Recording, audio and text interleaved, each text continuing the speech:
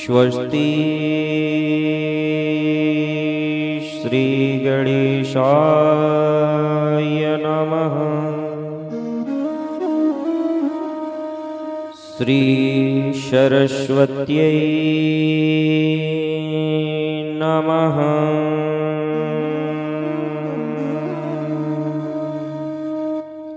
श्री वेदपुरुषाय नमः। श्री सद्गुरु चरणकमलेभ्यो नमः। श्री राधा कृष्णाभ्यां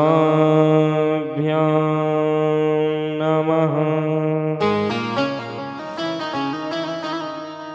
ध्येयं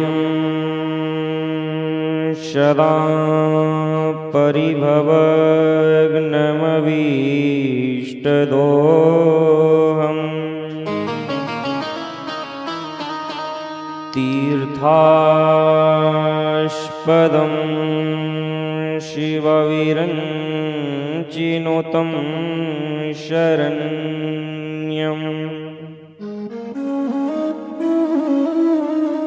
वृत्यार्तिहं प्रणतपालभवाब्धिपोतम्।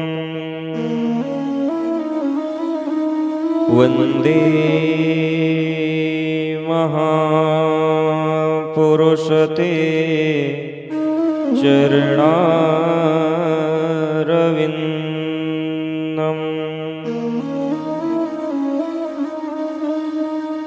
वंशी विभूषितकरा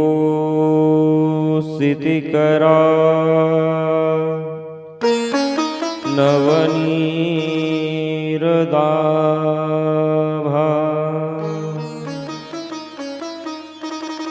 पीताम्बरादरुणबिम्बफलाधरोष्ठा।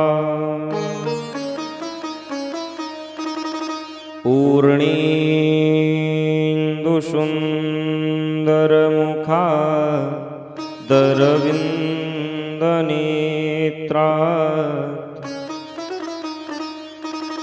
कृष्णात् परं किमपि तत्त्वमहं न जाने। गुरुर्ब्रह्मा गुरुर्विष्णु गुरुर्देवो महेश्वरा।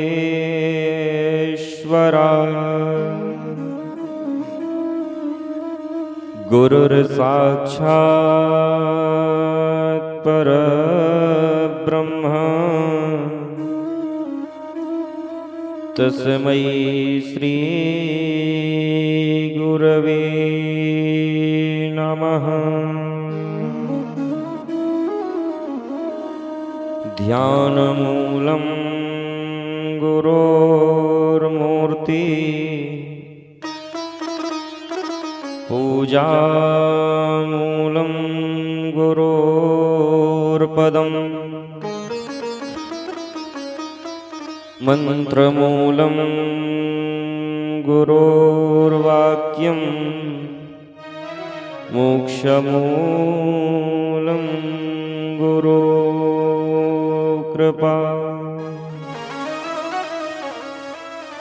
जय जय श्री राधा रमण। जय जय नवल किशोर। जय गोपी चितचोर प्रभु। जय जय माखन चोर। बोलिए वृंदावन विहारी लाल की। आइए सभी लोग मिलकर के मन और वाणी को पवित्र करते हुए कुछ क्षण भगवान के नाम का सहारा लेते हैं। उसके पश्चात फिर कथा में प्रवेश करेंगे कि जय जय राधा रमण गिरधारी हो गिरधारी श्याम बनवारी। राधा रमण गिरधारी हो गिरधारी श्याम बनवारी।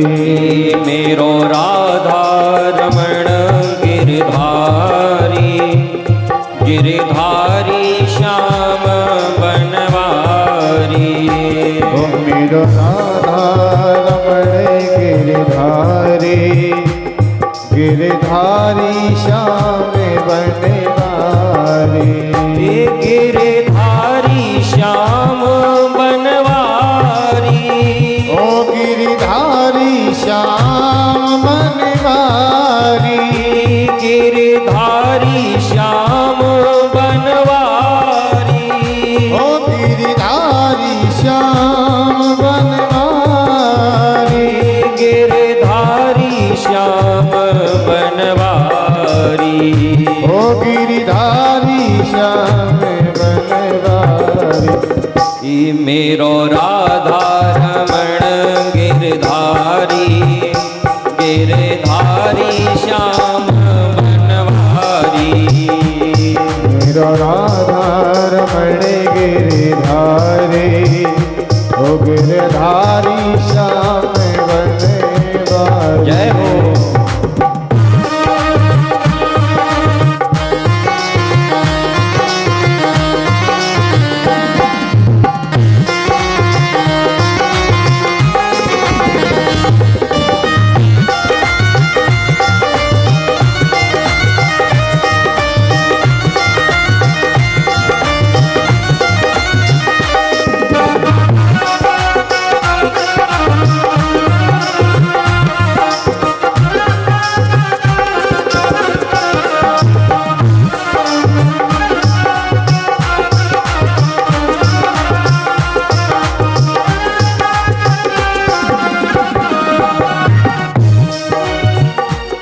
गिरधारी श्याम बनवारी। ओ गिरधारी श्याम बनवारी। गिरधारी श्याम बनवारी। ओ गिरधारी श्याम बनवारी। गिरधारी श्याम बनवारी। ओ गिरधारी श्याम बनवारी। ओ मेरो राधा रमण गिरधारी गिरधारी श्याम बनवारी। मेरो राधा रमण गिरधारी गिरधारी श्याम बनवारी।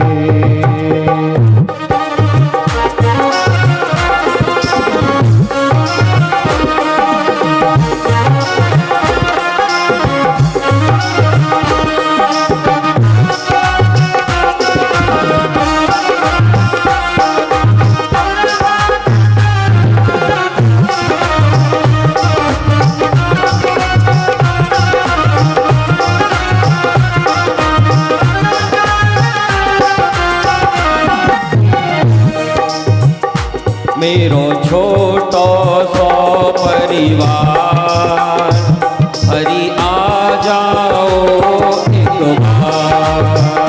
मेरो छोटो सो परिवार हरि आ जाओ एक बार।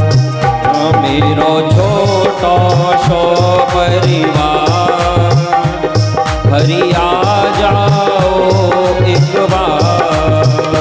मेरा छोटो सो परिवार हरि आ जाओ एक बार।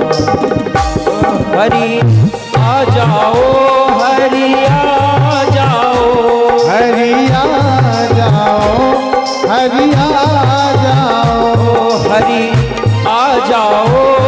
हरिया जाओ, हरिया जाओ, हरिया जाओ, हरि आकर दरस दिखा जाओ, हरिया कर रस दिखा जाओ। ओ मेरी विनती बारंबार, हरिया जाओ एक बार।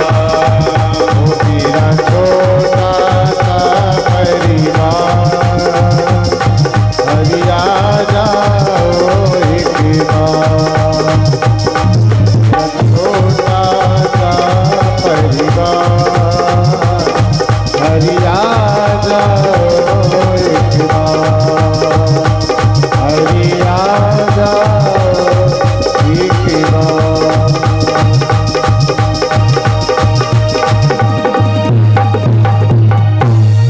बोलिए वृंदावन बिहारी लाल की, श्रीमद्भागवत महापुराण की, जय राधा रानी सरकार की, जय श्री हनुमान जी महाराज की जय हो। जय जय श्री राधे श्याम। अनंत कोटि ब्रह्मांड नायक अचिंत कल्याण गुणगण निधान सर्वेश्वर सर्वाधिपति अकारण करुणाकारक निर्गुण निराकार सगुण साकार जगदेक बंधु करुणैक सिंधु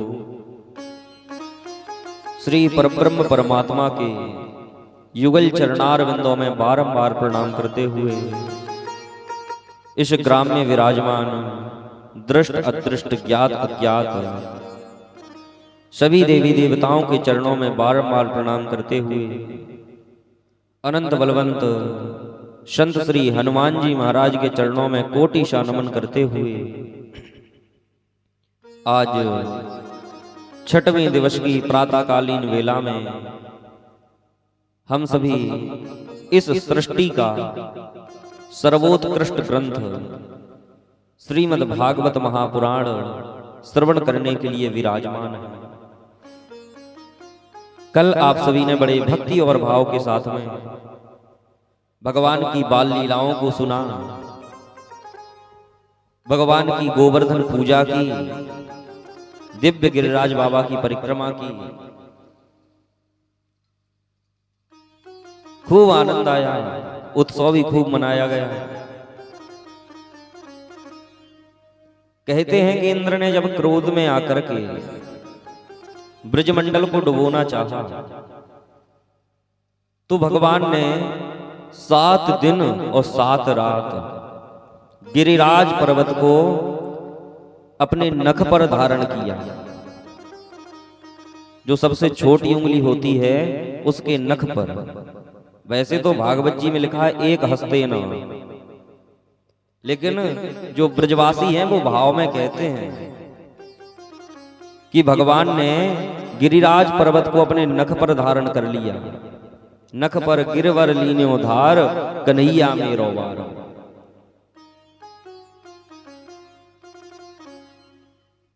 इंद्र को जब पता चला कि हमने इतनी बारिश करवाई फिर भी ब्रजमंडल का कुछ नहीं बिगाड़ पाए,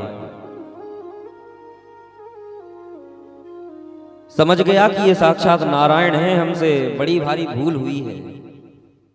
तब अपने साथ में कामधेनु गाय को लिया, ब्रजमंडल में पहुंचे, देखा कि प्रभु गिरिराज जी की तलहटी पर विराजमान हैं। भगवान का दिव्य अभिषेक किया, चरणों में गिर के प्रार्थना की कि नमस्तुभ्यं भगवते पुरुषाय महात्मने वासुदेवाय कृष्णाय सत्वतां पतये नमः।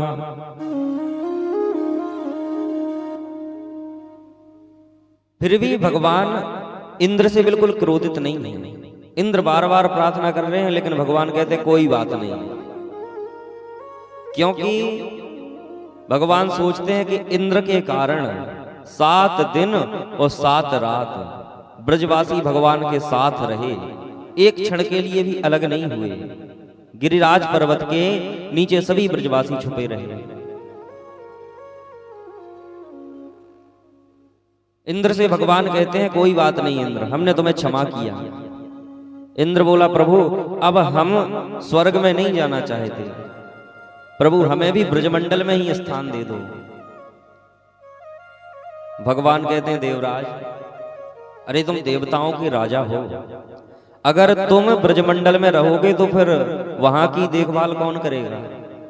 जब राजा ही नहीं होगा गद्दी पर फिर क्या होगा?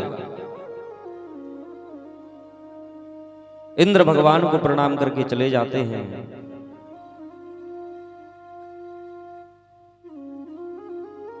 अच्छा, भगवान ने गिरिराज पर्वत की ही पूजा क्यों करवाई? चाहते तो कोई और पर्वत भी पुजवा सकते थे, गिरिराज जी की ही पूजा क्यों करवाई भगवान ने? इसका भी एक विशेष कारण है। कहते हैं कि जब द्वापर युग में त्रेता युग में भगवान श्री राम बन करके आए, समुद्र सेतु का निर्माण चल रहा था।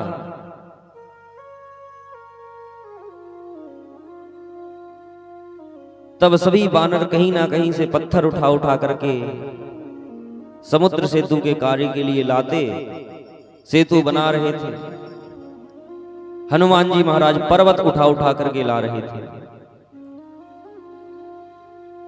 हनुमान जी महाराज ये गिरिराज पर्वत ला रहे थे, ब्रजमंडल तक पहुंचे थे, इतने में यहां से आवाज लगा दी किसी ने कि कार्य संपूर्ण हो चुका है, अब पर्वत मत लाओ, सेतु निर्माण पूरा हो चुका। जैसे ही हनुमान जी महाराज ने ये सुना, पर्वत को वहीं रख दिया। गिरिराज पर्वत बोले प्रभु अरे ये आपने हमारे साथ में बहुत गलत किया। हनुमान जी बोले भैया क्या गलत कर दिया? बोले या तो हमें हमारे स्थान से लाते नहीं, और जब लाए थे तो जिस कार्य के लिए ले जा रहे थे कि प्रभु के चरण हमारे ऊपर पड़ेंगे, तो फिर उस कार्य में लगाना चाहिए था। हमें हमारे स्थान से उठा करके लाए और यहां छोड़ दिया, ना हम घर के बच्चे ना घाट के बच्चे। हनुमान जी ने कहा भैया बात तो तुम्हारी सही है। हनुमान जी ने भगवान को बुलाया, बोले प्रभु अब आप ही ये पंचायत निपटाओ।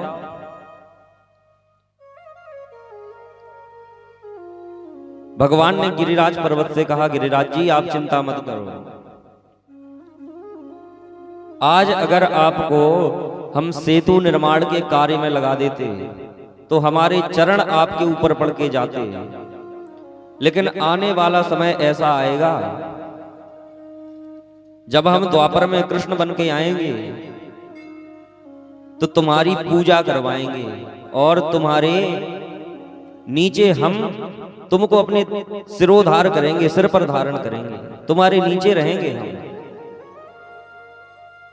यही कारण है कि भगवान ने गिरिराज पर्वत को पुजवाया। कहते हैं जब इंद्र ने बारिश की ना, तो अगस्त ऋषि एक तरफ से पूरा जल पीते जा रहे हैं, सुदर्शन चक्र रक्षा कर रहे हैं। एक संत कहते हैं महाराज अगस्त ऋषि ने जल क्यों पिया? बोले ये भी द्वापर से त्रेता युग से जुड़ी हुई कथा है। कहते हैं कि जब एक दिन भगवान श्री राम ने अगस्त ऋषि का निमंत्रण किया, अगस्त ऋषि आए, जानकी जी ने उनको खूब प्रसादी पवाई, इतना भोजन किया अगस्त ऋषि ने कि जानकी जी तो परोसते परोसते थक गई। जब थक गई प्रार्थना की, भगवान ने अगस्त ऋषि से कहा प्रभु अब रहने दो। बोले ठीक है महाराज भोजन तो हो गए, लेकिन अब जल भी पिएंगे। जानकी जी ने मन में विचार किया कि जब भोजन इतना किया है तो जल कितना पिएंगे। जानकी जी कहती हैं महाराज, भीतर के जो कार्यों की व्यवस्था होती है वो महिलाओं की होती है, स्त्रियों की होती है, लेकिन जो बाहर के कार्य होते हैं वो पुरुषों की व्यवस्था है। इसीलिए भोजन तो हमने करा दिया, अब आपको जल भगवान श्री राम पिलाएंगे। भगवान बोले ठीक है हम पिला देंगे। बोले लेकिन अभी नहीं, क्योंकि भगवान को पता था कि आचमन करते करते अगस्त ऋषि पूरा समुद्र सोख गए थे, पूरा समुद्र पी गए थे, तो कितना जल पिएंगे। बोले चिंता मत करो, जब हम द्वापर युग में आएंगे ना तब तुम्हें जल पिलाएंगे। आज जब इंद्र ने भयानक वर्षा की तो प्रभु ने अगस्त ऋषि को भी बुला लिया। बोले प्रभु महाराज अब अपनी प्यास बुझा लो।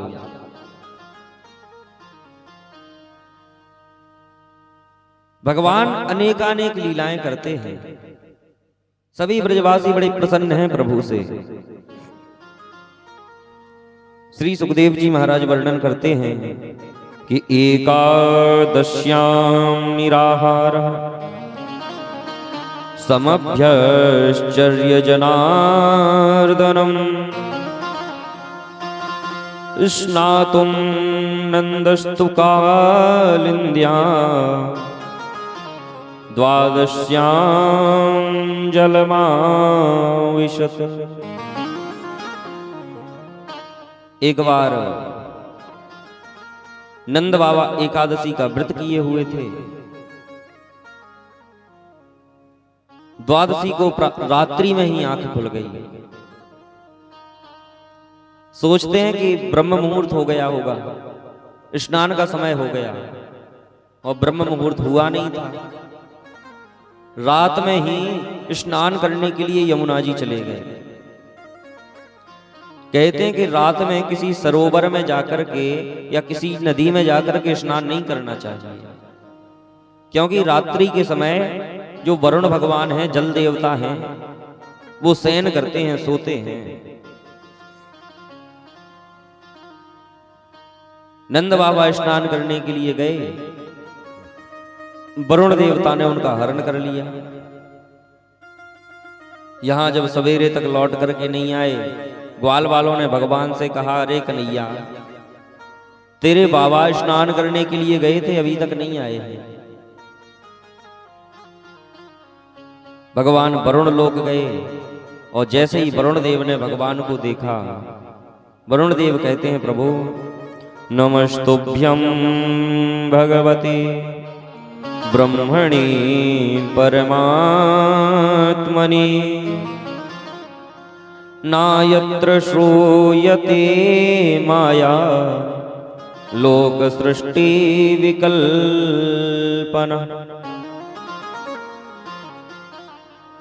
वरुण देवता कहते हैं अरे प्रभु आपने यहां आकर के बड़ी कृपा की, लेकिन अगर हमसे कुछ काम था तो बता देते महाराज, हम ही खुद आ जाते। आपने यहां आप क्यों आए हैं, आदेश कर देते गुरुदेव।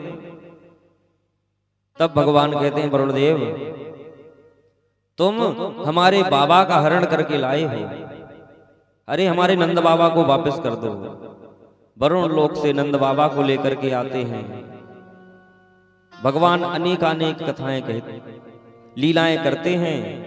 श्री सुखदेव जी महाराज राजा परीक्षित को अनेकानेक कथाएं सुनाते हैं और कहते हैं राजन, भगवान ने जितनी भी लीलाएं की, वैसे तो भगवान की सभी लीलाएं विशेष हैं, लेकिन उन लीलाओं में एक लीला बहुत ही ज्यादा विशेष है, जिसको कहते हैं महारास। जैसे ही शरद पूर्णिमा की रात्रि आई, शरद ऋतु आई, कि भगवान पीता रात्रि शरदोत्फुल्लमल्लिका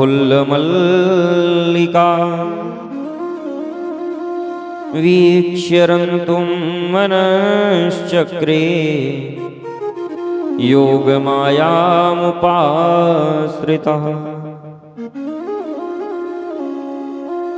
कहते हैं कि बगीचों में चमेली आदि के फूल खिलने लगे,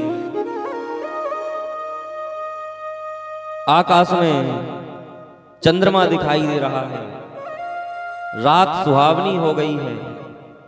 उसी समय भगवान ने अपनी बांसुरी को बजाया, वेणुनाद किया।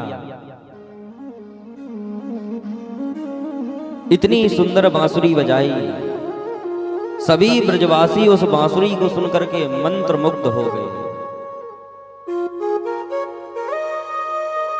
जो भी जो कार्य कर रहा है उस कार्य को वहीं त्याग दिया। सभी दौड़े दौड़े भगवान के पास आए। गोपियां दौड़ी दौड़ी चली आ रही हैं। जैसे ही भगवान ने गोपियों को आया हुआ देखा, अच्छा, भगवान की बांसुरी सुन करके गोपियों का ऐसा हाल है कि अपनी सुध बुध भूल गई। कोई गोपी अपना श्रृंगार कर रही है, एक आंख में काजल लगा है, दूसरी में लगाने ही वाली थी, इतने में भगवान की बांसुरी की ध्वनि कानों तक पहुंची।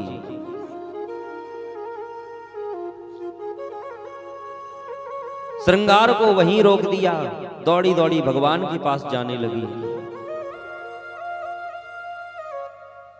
कहते हैं कोई गोपी गाय का दोहन कर रही है,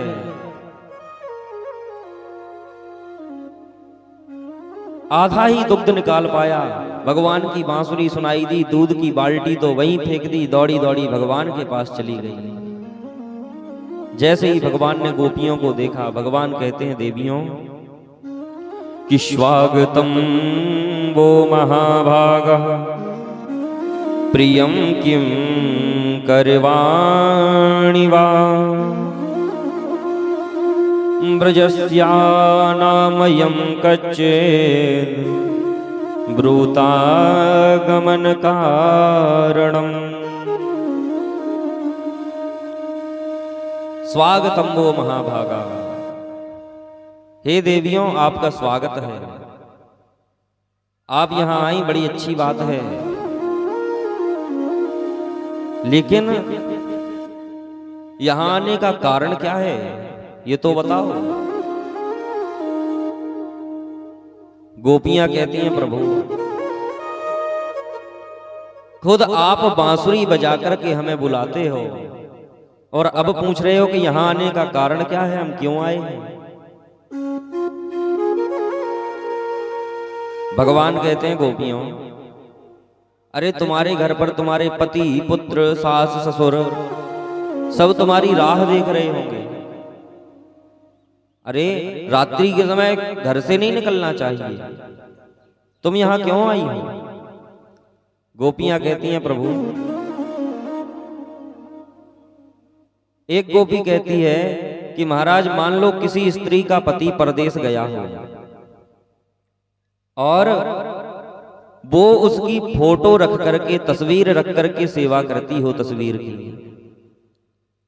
और उसका पति परदेश से वापस आ जाए, द्वार पर खड़ा हो, तो उस स्त्री को उस फोटो की पूजा करनी चाहिए कि जो असली पति आ गया उसकी सेवा करनी चाहिए। भगवान कहते हैं जब असली पति आ गया तो फिर फोटो की सेवा क्यों करनी। अरे जब साक्षात पति आ गया है तो फोटो की सेवा क्यों करनी, तस्वीर की सेवा क्यों। गोपी बोली महाराज यही तो हम कह रहे हैं कि ये जो संसारिक पति पुत्र इत्यादि जो भी है ना, ये सब फोटो रूपी हैं। महाराज जगत पिता जगत पति तो आप हो। भगवान गोपियों की इस बात पर रीझ गए। अब गोपियों को थोड़ा सा अभिमान हो गया। गोपियां सोचती हैं मन में कि देखो हम कितने सौभाग्यशाली हैं और कन्हैया हमें बुलाने के लिए बांसुरी बजाते हैं। अरे हमारे बिना कोई लीला ही नहीं कर पाते। थोड़ा सा अभिमान आ गया तो भगवान श्री कृष्ण किशोरी श्री राधिका रानी जी को अपने साथ में लेते हैं और वहां से अंतर ध्यान हो जाते हैं। कहते हैं कि भागवत में राधा जी का नाम नहीं आया है, लेकिन राधा जी का खूब नाम आया है। बस स्पष्ट रूप से राधा नहीं बताया, उनके पर्यायवाची बताए। तो क्योंकि किशोरी जी के बिना तो भगवान की कोई लीला पूरी हो ही नहीं सकती। कहते हैं जो जगत की आधार है, हर चीज का कुछ ना कुछ आधार है, लेकिन जिनका कोई आधार नहीं, जो आधारों की भी आधार हैं, वो हैं किशोरी श्री राधिका रानी। एक चीज बार बार बोलो, आधार आधार आधार आधार आधार आधार आधार, अंत में जाकर के एक शब्द बन जाएगा राधा। तो जिसका कोई आधार नहीं है, जो पूरे जगत की आधार हैं, वो है राधा रानी। तो भगवान की लीला कोई भी राधा रानी के बिना तो हो ही नहीं सकती। किशोरी जी को अपने साथ में लिया, अंतर ध्यान हो गए। यहां गोपियों ने जैसे ही देखा कि कन्हैया नहीं दिखाई दे रहे हैं, अब तो चिंतित हो गई, कन्हैया को ढूंढते हुए चली जा रही हैं। सोचती हैं कि भगवान के साथ में किशोरी जी गई हैं। किशोरी जी जो है ना, वो बहुत ही करुणामयी है, बहुत ही करुणावान है, दयावान है। इतनी दयावान है कि एक अंधे भक्त ने भगवान को याद किया, भगवान की तपस्या की। किशोरी श्री राधा रानी और भगवान को बुलाया, भगवान अकेले पहुंच गए, किशोरी जी नहीं गई। भगवान बोले, बताओ भक्त क्या मांगते हो? अंधा भक्त बोला, प्रभु आप अकेले आए हो, आपके साथ में किशोरी जी नहीं आई। भगवान कहते हैं आई तो हैं, हमारे साथ में ही हैं। भक्त कहता है नहीं प्रभु, आप अकेले आए हो, आपके साथ में किशोरी जी नहीं आई हैं। भगवान बोले, तुम्हें तो दिखाई नहीं देता, तुम तो अंधे हो, तुम्हें कैसे पता कि किशोरी जी नहीं आई हैं? वो भक्त बोला, प्रभु अभी तक हम अंधे हैं, यही प्रमाण है कि किशोरी जी यहां नहीं आई हैं, क्योंकि अगर वो मुझे देखती तो आते ही मुझे नेत्र दे देते। ऐसी करुणामयी है किशोरी जी। किशोरी श्री राधा रानी ने सोचा कि जितना प्रेम हम प्रभु से करते हैं, उतना ही प्रेम सभी गोपियां भी करती हैं। इसीलिए उन्होंने भी थोड़ा सा अभिमान का नाटक किया, जैसे उनको भी अभिमान आ गया हो। अब तो भगवान किशोरी श्री राधा रानी को भी छोड़ करके अंतर ध्यान हो गए। सभी गोपियां, किशोरी श्री राधा रानी सभी मिलकर के भगवान को ढूंढती हैं। एक तुलसी जी का वृक्ष लगा हुआ है, उस तुलसी जी के वृक्ष से जाकर के पूछती हैं, अरे बहन क्या तुमने हमारे कन्हैया को देखा? एक गोपी कहती है, अरे ये नहीं बताएगी, क्योंकि जितना प्रेम हम कन्हैया से करते हैं उतना ही ये करती हैं। अगर इनको पता भी होगा फिर भी नहीं बताएगी, ये तो हमारी सौत है। एक बट वृक्ष से पूछती हैं, महाराज आप तो वृक्षों में बहुत वृत्त हैं, आपकी लंबी लंबी दाढ़ी मूछें हैं। अरे आपकी लंबी लंबी दाढ़ी मूछें हैं, आपने क्या भगवान को देखा है? कहां गए भगवान?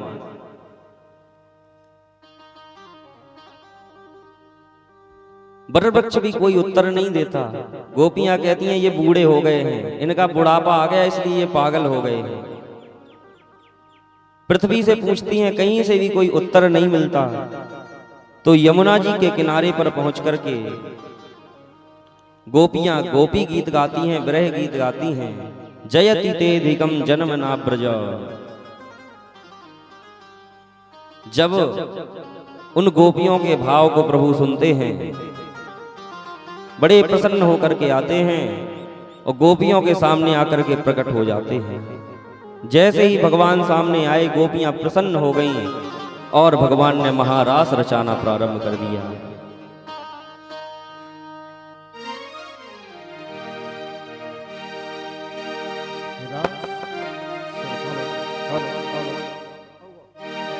श्री राम।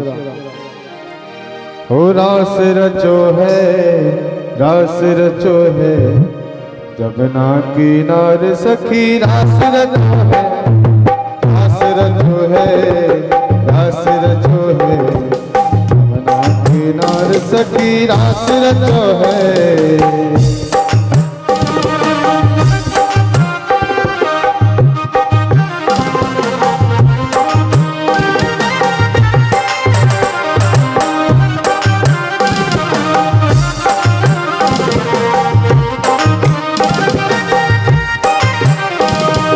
रास रचो है, रास रचो है, यमुना किनार सखी रास रचो है, रास रचो है, रास रचो है, यमुना किनारे महारास रचो है।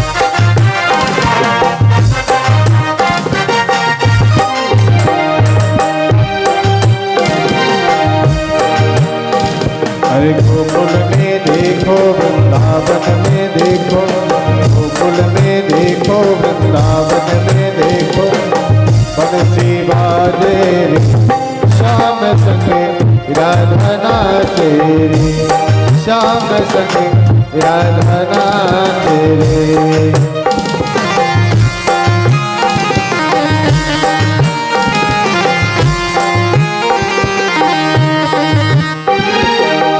छम छम नाची राधा रानी, सुन के मीठे मुरली हो, छम छम नाची राधा रानी, सुन के मीठे मुरलिया। श्याम छवि पर सब बलिहारी, गोपी वाले रे गई हो, श्याम छवि पर सब बलिहारी, गोपी वाले रे गैया। सरल सरल चाल रे मधुर तोरे भैया, मेघा गाजे रे श्याम संगे राधा नाचे रे, श्याम संगे राधा नाचे रे।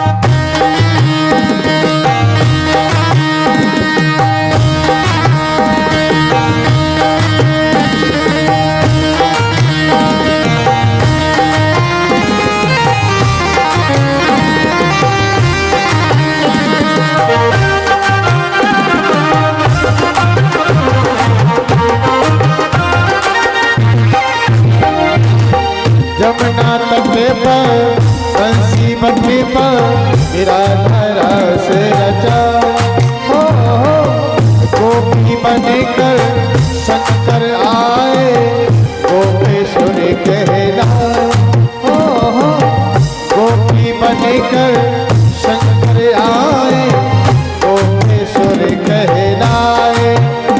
अरे डम डमरू वाले काना के मुरली, सब जग नाचे, श्याम संग राधा नाचे रे।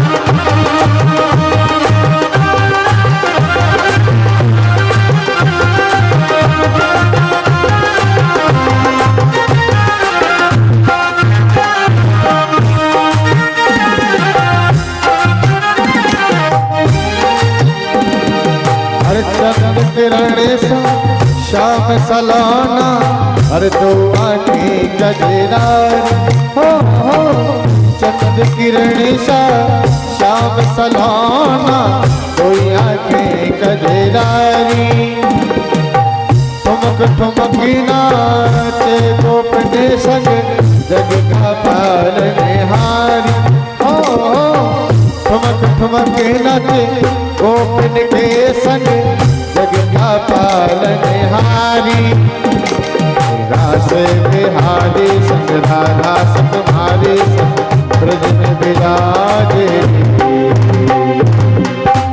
श्याम संग राधा श्याम संग राधा श्याम संग राधा गोकुल में देखो वृंदावन में देखो गोकुल में देखो वृंदावन में देखो मनसुनावे श्याम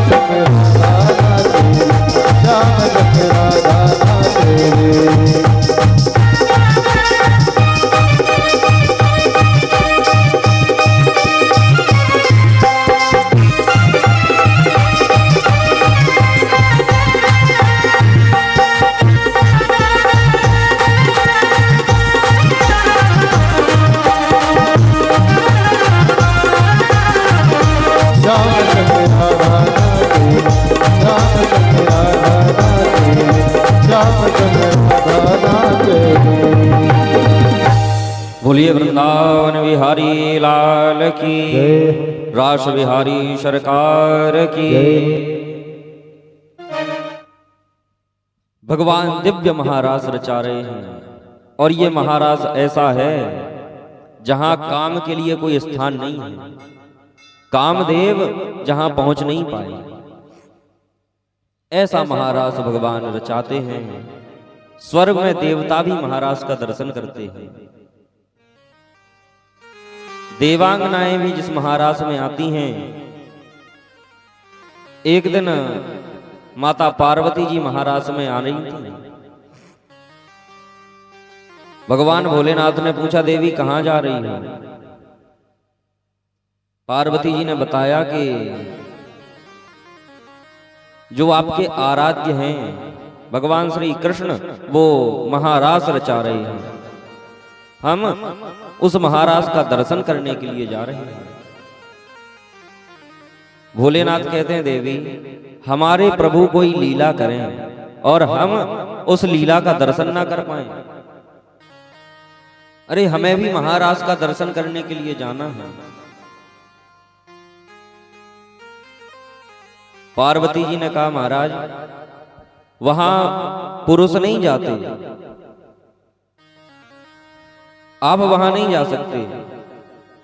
भगवान भोलेनाथ तो बार बार जिद करने लगे, बोले देवी हमें तो भगवान के उस महारास के दर्शन करने हैं। बार बार जब कहा तो पार्वती जी ने भगवान भोलेनाथ को साड़ी पहना दी, स्त्री जैसा वेश बना दिया। अब तो भगवान भोलेनाथ स्त्री बनकर के, गोपी बनकर के ब्रज में पहुंचे और जैसे ही महारास वाले स्थान पर प्रवेश किए, भगवान तो देखते ही समझ गए कि आज तो बाबा आए हैं। भगवान बोले, आज तो ऐसा लगता है जैसे कोई नई गोपी आई, बड़ा लंबा घूंघट डाल रखा है इसने तो। अब भगवान महारास रचाना प्रारंभ करते हैं, नृत्य करते हैं। तो भगवान भोलेनाथ को नृत्य करना कहाँ आता है?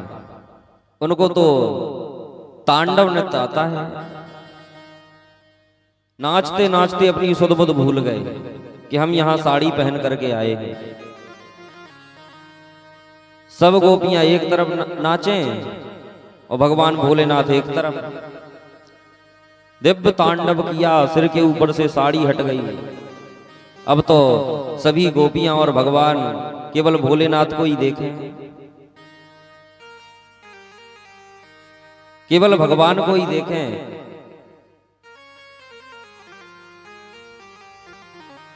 भोलेनाथ सोचें कि सब हम ही को काहे देख रहे हैं।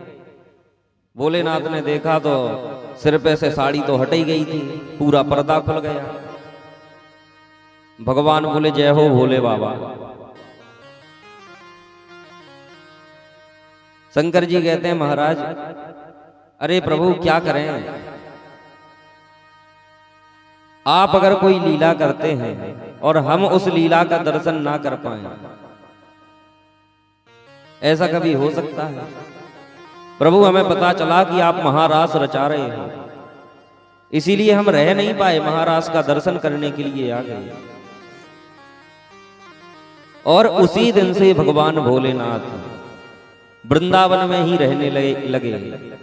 आज भी जाकर के देखो तो गोपेश्वर महादेव का मंदिर है। बोलिए गोपेश्वर महादेव भगवान की। उस दिन से भगवान भोलेनाथ वहां गोपी बन करके रहते हैं। भगवान अनेकानेक लीलाएं करते हैं।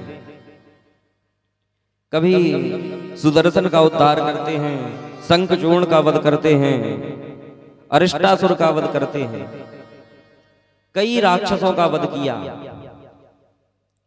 कंस कई दैत्यों को भेजता है, फिर भी भगवान का कुछ नहीं बिगाड़ पाते।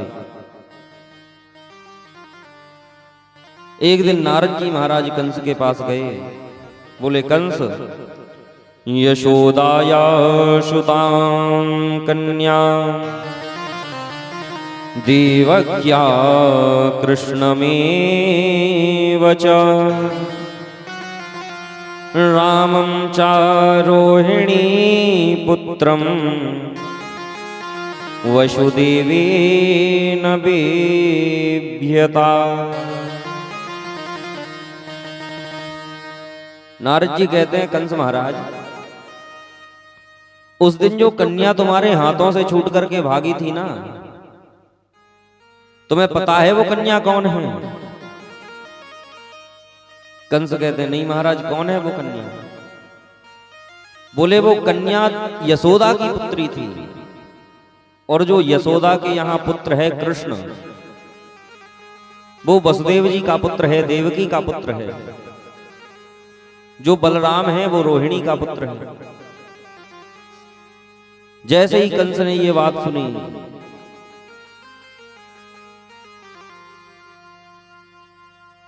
सोचने लगा अब मुझे पता चल गया कि मेरा काल कौन है। व्योमासुर को भगवान को मारने के लिए भेजा, बहुत मायावी है।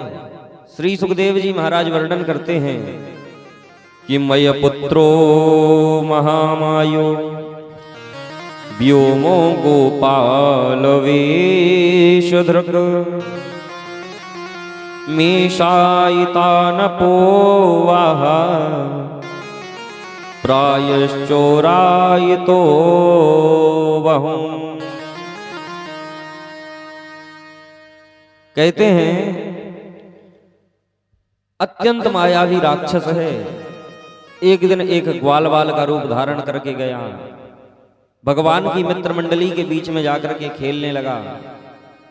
जैसे ही भगवान को पता चला कि ये राक्षस है, आज भगवान ने व्योमासुर का भी वध कर दिया। कंस बड़ा चिंतित है कि कन्हैया को कैसे मारा जाए।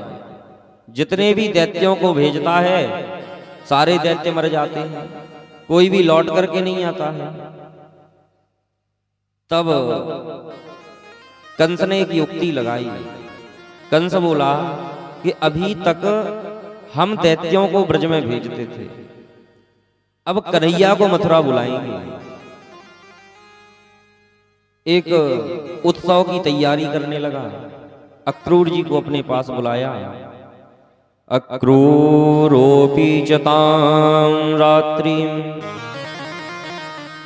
मधुपुर्यां महामतिम् उषित्वा रथमास्थाय प्रययो नंदगोकुलम्। अक्रूर जी महाराज को बुलाया। अक्रूर जी महाराज से कहता है कि अक्रूर जी आपके लिए एक काम है। अक्रूर जी बोले बताओ महाराज क्या काम है? बोले काम ये है कि आपको वृंदावन जाना है। महाराज क्यों जाना है? बोले वृंदावन जाना है, वहां से कृष्ण और बलराम को लाना है, क्योंकि वो हमारे भांजे हैं। हमने उत्सव रखा है, वो लोग उत्सव का आनंद उठाएंगे।